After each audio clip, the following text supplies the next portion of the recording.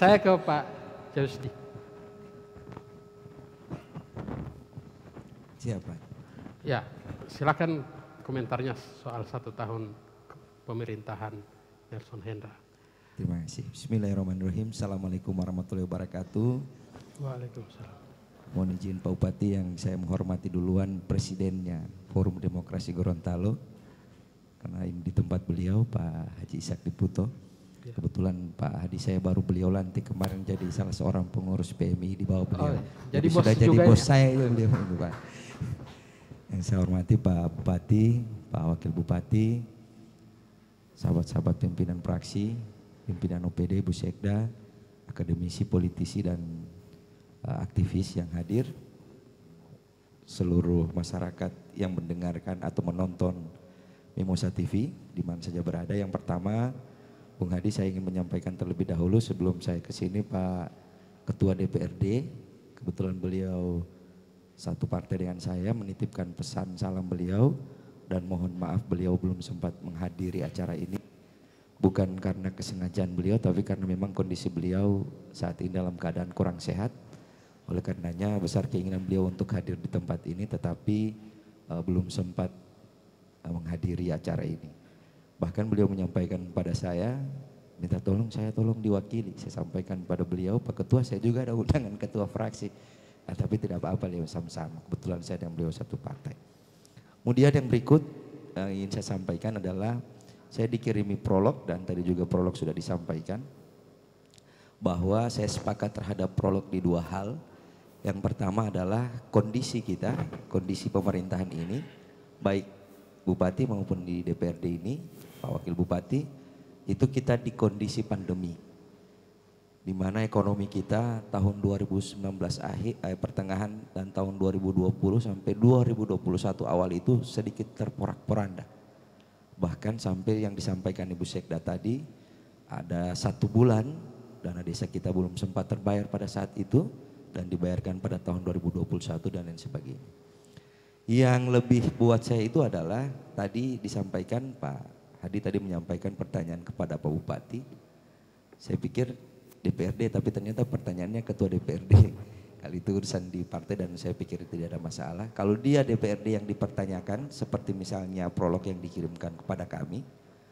Bahwa ada disharmonisasi antara DPRD dan pemerintah daerah. Nah, saya ingin men-stressing di wilayah ini dulu Pak, sebelum saya masuk di 365 hari Bupati dan Wakil Bupati ini. Yang pertama adalah kita ingin melihat dari sudut pandang mana penyebutan disharmonisasi. Apakah misalnya DPRD melayangkan kritik kepada pemerintah daerah itu adalah bentuk disharmonisasi? Apakah pengambilan kebijakan terhadap usulan pemerintah daerah di DPRD itu adalah disharmonisasi? Ataukah misalnya hal-hal yang berkaitan di media sosial ada pernyataan anggota DPRD berkaitan dengan kinerja pemerintah daerah itu disebut disharmonisasi? Pertanyaannya. Kalau saya menjawabnya adalah itu bukan disharmonisasi. Justru itu menunjukkan indeks demokrasi di Kabupaten Gorontalo itu baik. Kenapa? Karena DPRD itu diberikan amanat oleh undang-undang. Saya sebenarnya ingin menyebutnya perintah, tapi karena tadi disebut banyak amanat. Diperintahkan oleh undang-undang itu untuk mengawasi pekerjaan pemerintah daerah. Untuk mengambil keputusan terhadap pengajuan kebijakan dalam peraturan daerah yang diajukan oleh pemerintah daerah maupun oleh DPRD. Untuk menyepakati juga pengajuan perencanaan anggaran oleh pemerintah daerah. 3 hal ini menjadi tugas DPRD. Itu perintah undang-undang. Maka di dalam DPRD itu seperti juga tadi saya juga ingin menyambung apa yang Pak Up sampaikan tadi. Dinamika dalam DPRD itu apa yang konstituen sampaikan, begitu pula anggota DPRD ingin menyampaikan. Jangan bicara 35 orang. 1, 2, 3 orang saja pemikiran berbeda dan cara penyampaian berbeda bisa mengakibatkan itu di luar dianggap agak berbeda. Saya tidak usah bicara pada tahun ini. Saya 2 periode di DPRD, baru pertama kali saya masuk DPRD pada saat itu belum pemerintahan Pak Prof Nelson dan Pak Hendra Himeto. Itu kita sudah mengambil keputusan berkaitan dengan PDAM pada saat itu. Sama-sama dengan Pak Amin Motalu, sama-sama Pak Yamin dari PDIP. Ada yang tidak setuju, ada yang setuju. Pertanyaannya, ketika ada yang setuju dan tidak setuju, apakah itu bentuk disharmonisasi antara pemerintah dan DPRD? Tidak. Itu adalah bentuk dari setiap anggota DPRD, pertanggungjawabannya terhadap konstituen dan pertanggungjawabannya terhadap amanat yang tadi diberikan kepada dia. Maka ketika dia berpendapat tentang satu hal, bisa berbeda antara saya dengan fraksi PAN, bisa berbeda saya dengan PKS, begitu pula dengan Demokrat, Nasdem, PDIP dan lain sebagainya. Itu hal yang wajar. Itu masih dalam koridor konstitusi. Itu masih dalam koridor undang-undang. Yang berikut, yang jadi problem itu adalah backup data kita ketika kita akan mengajukan protes atau kritik atau pola pengawasan. Kenapa anggota DPRD perlu mengundang dalam rapat dengan pendapat, mempertanyakan? Sebenarnya kan yang pegang data ini bukan anggota DPRD. Yang pegang data ini adalah pemerintah daerah. Misalnya saya. Misalnya tadi disebutkan tentang masalah desa tadi. Apakah tidak ada Perdes OTK? Pak, Perda tentang OTK desa itu sudah dilaksanakan dari tahun saya sendiri yang pernah menjadi ketua pansusnya, bahkan saya sosialisasi sampai di Motilango. Kemudian keluar Perbuk 42. Ketika jadi ribut, DPRD melakukan tugas pengawasannya terhadap pelaksanaan peraturan itu, diundanglah kepala-kepala desa dan pimpinan OPD. Masih Pak Nawir Tornago pada saat itu Kadis. Apa yang terjadi pada saat itu? Dalam rapat itu, kepala-kepala desa yang meminta melakukan perubahan peraturan Bupati 42. Dirubahlah menjadi Perbuk 18 dan 19. Karena sebenarnya ini permintaan dari bawah. Kemudian anggota DPRD ngotot bicara dan sebagainya, bukan berarti tidak setuju. Atau misalnya pula pasca pelaksanaan ini, kemudian ada yang ribut-ribut di luar, sudah dilaksanakan rapatnya di DPRD. Apa yang kita putuskan dalam rapat itu ketika sudah keluar ini, maka secara konstitusi ketika ada yang belum puas, maka ada jalur secara hukumnya. Saat ini seperti misalnya peraturan daerah tentang Pilkades, mengakibatkan ada 2 orang pemenang dalam Pilkades digugurkan karena diputuskan oleh Komisi Pemilihan, yang bahkan Komisi Pemilihan itu tidak, saya ingatkan ya, tidak diatur dalam ketentuan undang-undang manapun. Yang diatur itu adalah panitia Pilkades. Apa hasilnya Pak Hadi?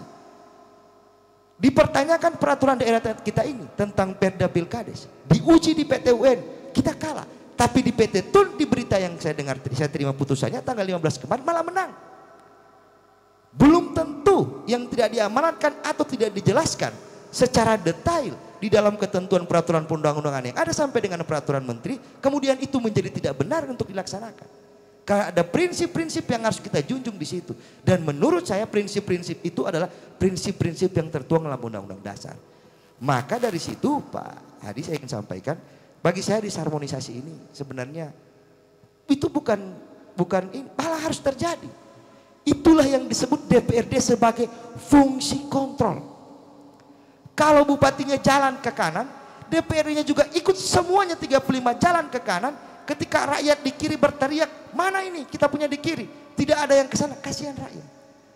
Maka ketika ada yang ke kanan, ada yang ke kiri, itu malah bagus untuk indeks kemajuan demokrasi kita di Kabupaten Gorontalo.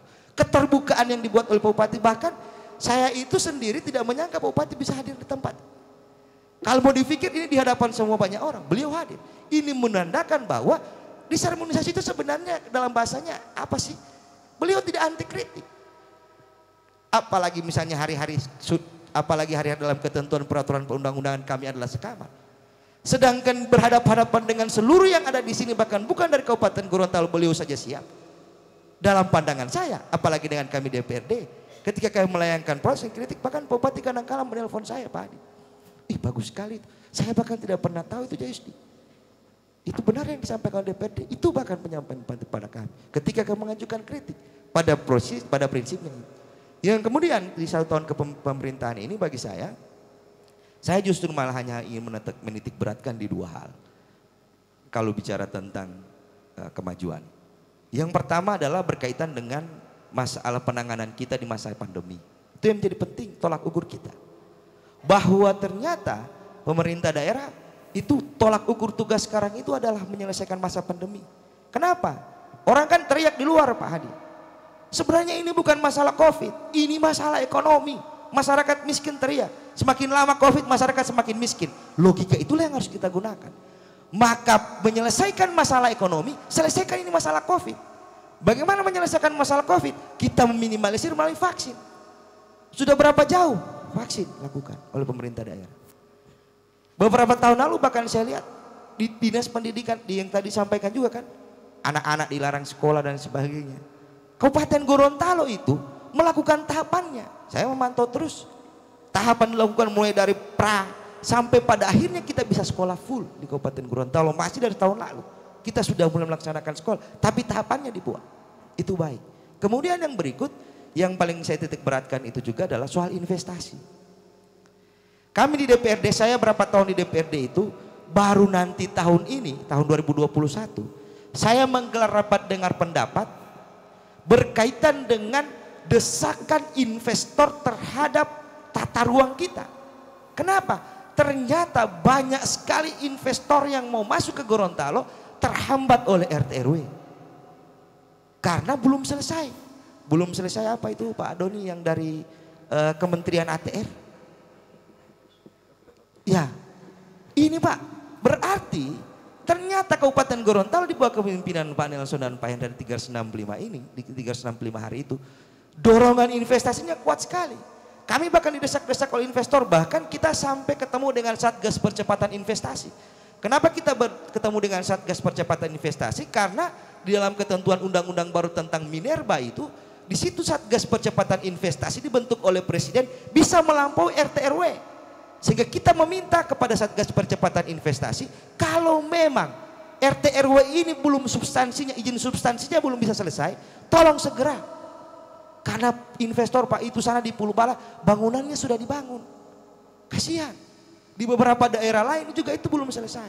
Sehingga catatan penting saya di pemerintahan kali ini adalah, dalam 1 tahun ini adalah, tolong segera diselesaikan RT RW kita. Karena tinggal itu penghalang investasi besar masuk di kita. Saya pikir itu dulu Pak Adi kalau saya ingin men-stressing. Kemudian yang berikutnya juga adalah yang harus saya ingin stressing juga berkaitan dengan, kalau saya Pak Adi melihatnya begini, kalau ada quote orang dulu itu, yang paling banyak dikritik itu adalah yang paling banyak kerja. Yang tidak kerja pasti tidak ada kritikan ke dia karena tidak ada yang dia buat. Kalau Pak Hadi tadi memulai menyatakan bahwa Kabupaten Gorontalo ini banyak sekali isu di media, berarti bagi saya Kabupaten Gorontalo ini banyak kerjanya karena banyak yang menjadi perhatian dari masyarakat di Provinsi Gorontalo. Saya pikir itu, terima kasih. Assalamualaikum warahmatullahi wabarakatuh.